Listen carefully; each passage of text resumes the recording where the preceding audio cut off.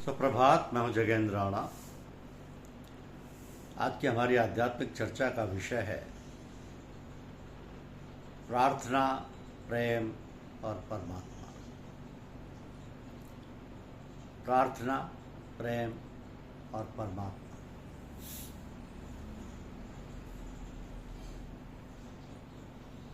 प्रार्थना परमात्मा तक पहुंचने की एक सीधी विधि है, किंतु प्रार्थना से पूर्व परमात्मा से प्रेम करना होगा। प्रेम हम उसी से कर सकते हैं जिसे हम जानते हैं, जिसके साथ हमारा हृदय का भावात्मक संबंध होता है, जिसकी हम अक्सर याद करते हैं। हम कल्पना कर सकते हैं कि जब हम अपने प्रिय की याद करते हैं तब हमारे मन की भावदशा कैसी होती है। इसलिए प्रथम तो हमें परमात्मा के प्रति अपने अंदर इसी गुण का विकास करना है। अब ये गुण कैसे विकसित होगा, उसे हम ना तो जानते और ना ही उसके साथ भावात्मक संबंध हमने बनाया है। हमारा भावात्मक संबंध तो पुत्र कलत्र से है, परिवार से है, परिजनों से है, संसार से है और स्वार्थ से है। तो परिवार और समाज से प्रेम करने का यहाँ विरोध नहीं किया जा रहा है। हम सभी के साथ अपने कर्तव्यों का प्रेमपूर्ण पालन करें और अपने अंदर सजग रहें कि ये सब केवल इसी जन्म यात्रा के साथी हैं। परमात्मा के साथ तो हमारा संबंध जन्म से पहले का है तथा मृत्यु के बाद भी रहने वाला है। हमारा माता पिता, बंधु, सखा, विद्या, शक्ति, जीवन के साधन सभी कुछ वही हैं और सभी जन्मों में रहेगा वही, केवल वही हमारा सर्वस्व है। अब हमें अनुभव होगा कि हमारे लिए सर्वाधिक महत्वपूर्ण कौन है। अब हम परमात्मा के साथ जुड़ने के लिए तैयार हो सकेंगे। अब हम परमात्मा से प्रेम कर सकेंगे। यदि हम इस जीवन में सभी प्राणियों के प्रति प्रेम और कल्याण से भर जाएंगे तो भी परमात्मा से प्रेम हो जाएगा। क्योंकि प्रेम कोई क्रिया नहीं है, प्रेम मन स्थिति है। वास्तविकता तो ये है कि प्रेम किया नहीं जाता, प्रेम में रहा जाता है। यदि हम प्रेम में रह रहे हैं तो परमात्मा के साथ भी प्रेम है। अब अगला चरण पूरा हो गया। तो प्रेम, प्रार्थना, परमात्मा तीनों भाषा से परे हैं। इनकी अभिव्यक्ति भाषा द्वारा नहीं की जा सकती। तीनों में एक बात और सामान्य है, तीनों मांग रहे थे। जहाँ चाह या कामना नहीं होती वहीं ये तीनों फलित होते हैं, अर्थात फलदायक होते हैं।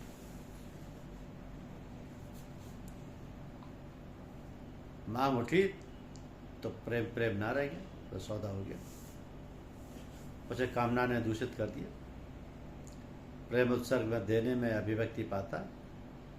मांग उठी तो प्रार्थना भी, प्रार्थना ना रही, वो याचना बन गई। एक लोभी याचक की याचना से अधिक उसका कोई अन्य मूल्य ना रहा। विनम्रता आई नहीं और अहंकार गया नहीं। प्रार्थना एक आडंबर बनकर रह गई। तो हमने क्या किया? सांसारिक सुख सुविधाओं की अभिलाषा और कष्ट निवारण का मांग पत्र ईश्वर को सौंप दिया। प्रार्थना लक्ष्य के विपरीत चली गई, ईश्वर से भी लेन देन शुरू हो गया। तो प्रार्थना ईश्वर को बहलाना, फुसलाना और प्रदर्शन बन गई। हमें जानना चाहिए कि प्रार्थना याचना नहीं है। याचना के आते ही प्रार्थना प्रार्थना नहीं रह जाती, वो प्रभु के प्रति शिकायत बन जाती है। अब हमारा मन विक्षोभ से भरा हुआ मन हो जाता है।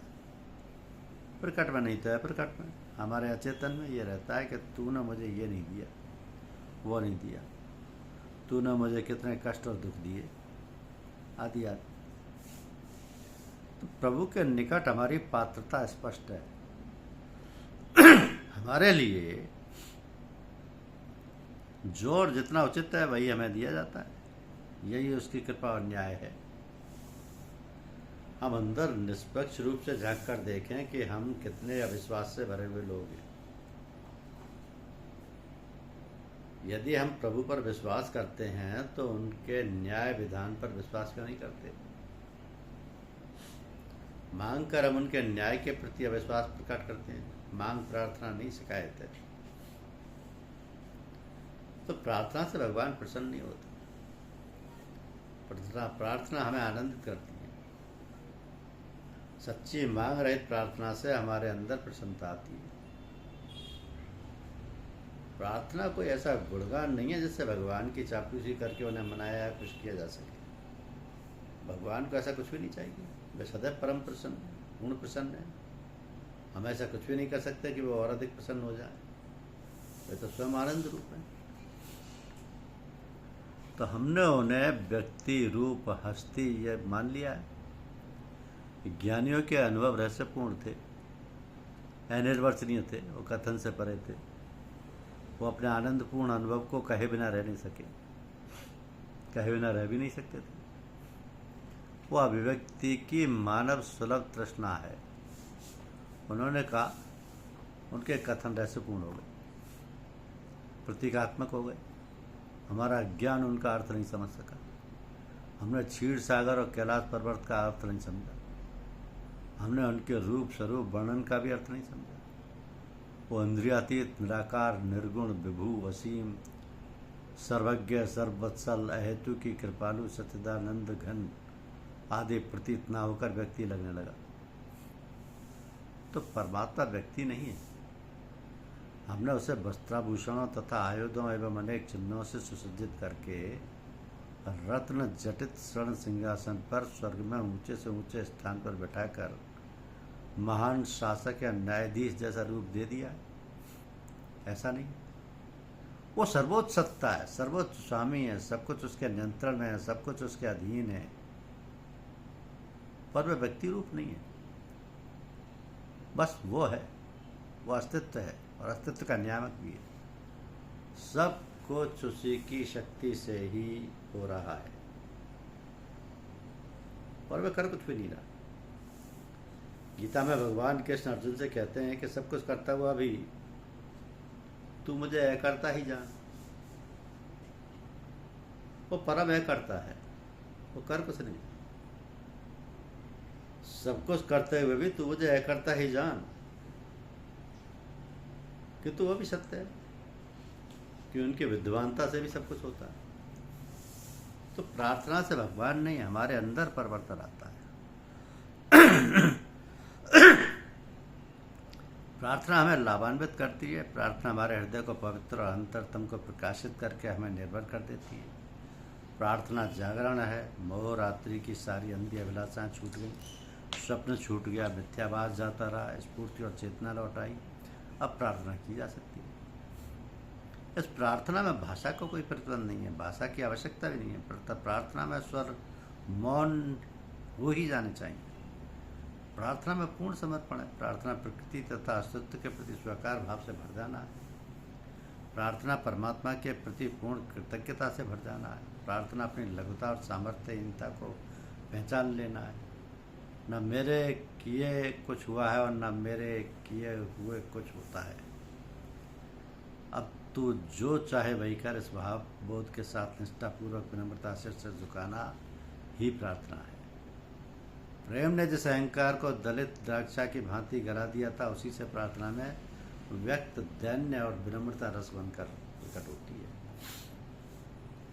प्रारंभ में प्रार्थना के अभ्यास में मन, बुद्धि और हृदय तीनों की एकता आवश्यक समझी जाती है। फिर तीनों मौन या शांत हो जाते हैं और प्रार्थना अपने मौन में गहन होने लगती है।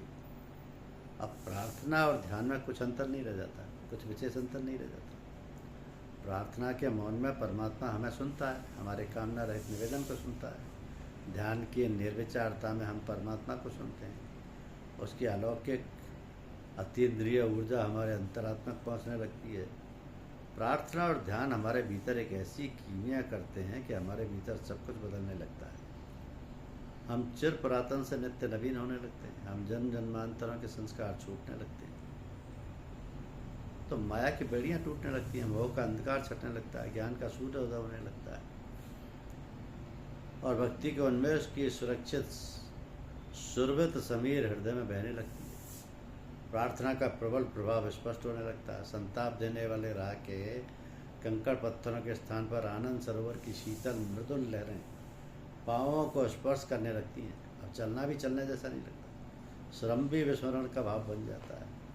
अब बस धैर्य धारण करना है। धैर्यपूर्वक प्रतीक्षा करने से प्रार्थना स्वीकार हो जाती है। जब अधीरता नहीं रहती है, प्रतीक्षा की आकुलता भी अनुभव नहीं होती, तब प्रार्थना फलित होती है। प्रार्थना में लौकिक मांग आ जाए तो धैर्य धारण नहीं होता। फल प्राप्ति की आतुरता भक्ति भाव में बाधा बन जाती है और प्रार्थना फिर प्रार्थना नहीं रह जाती। संसार में आकर मांगना हमारा स्वभाव हो गया है। हम क्या मांगते? ईश्वर ने हमें कर्म करने के लिए बुद्धि और शरीर का बल दिया है, कर्म करने की स्वतंत्रता भी दी है। इनके द्वारा हमें अपनी मांगों की पूर्ति करनी चाहिए। जो पुरुषार्थ हमें स्वयं करना है, उसके लिए स्वार्थ भाव से परमात्मा को स्मरण करना स्वयं के द्वारा स्वयं का अपमान है। तो सांसारिक कर्तव्यों का त्याग कर स्वयं को प्रमाद और जड़ता से भर लेने का निर्देश ज्ञानी जनों तथा आचार्यों ने कभी नहीं दिया है। सांसारिक समृद्धि त्याज्य और निंदनीय नहीं है।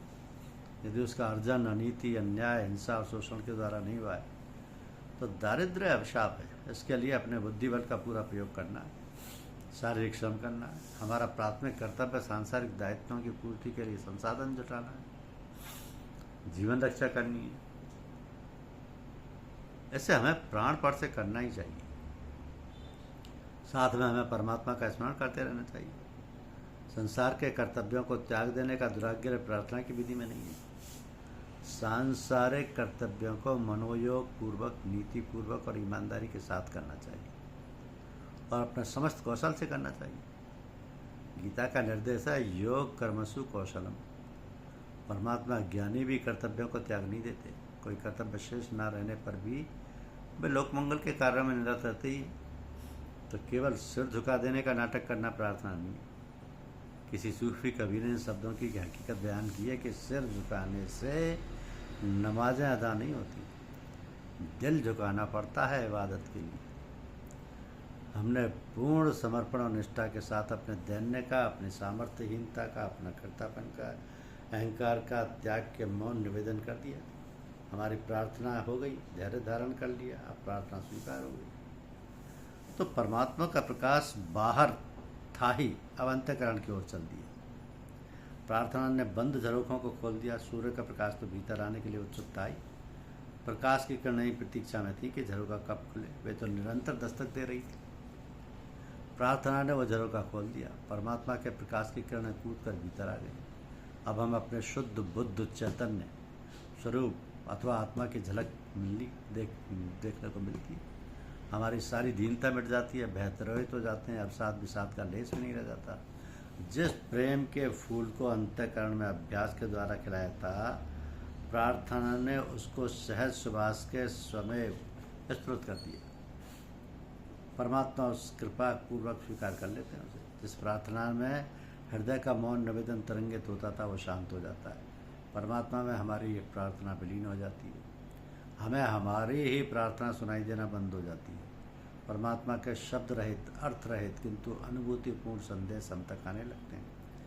हमारी स्वयं प्रकाशित आत्मा मणि के समान दीप्तिमान होकर अनुभव होने लगती है। तो पहले अभ्यास करना होता है, फिर सब अपने आप होने लगता है। जैसे प्रेम कोई क्रिया नहीं, वैसे ही प्रार्थना भी कोई भारी क्रिया नहीं। दीपक भीतर जलाना, ये ज्ञान का दीपक है। अगरबत्ती धूप भीतर जलानी, पवित्रता की सुवास भीतर फैलानी, अपने कर्तापन के अंधकार अहंकार को चंदन की भांति भीतर ही डालना है। अपने भीतर प्रेम के फूल को खिलाकर प्रभु के चरणों में चढ़ा देना है। आर्त स्वर में भीतर ही आरती का लीन है। कोई ये सब बाहर भी करना चाहे करे, कोई आपत्ति नहीं, परंतु ये सब भीतर अवश्य करेंगे। अजीम शायर कृष्ण बिहारी नूर शरीफ आनंदाज में कहते हैं कि दुनिया को सुनाने से भला क्या फ़ायदा, मैं तुझको पुकारूँ तो बस तुझको सुनाई दे। धन्यवाद।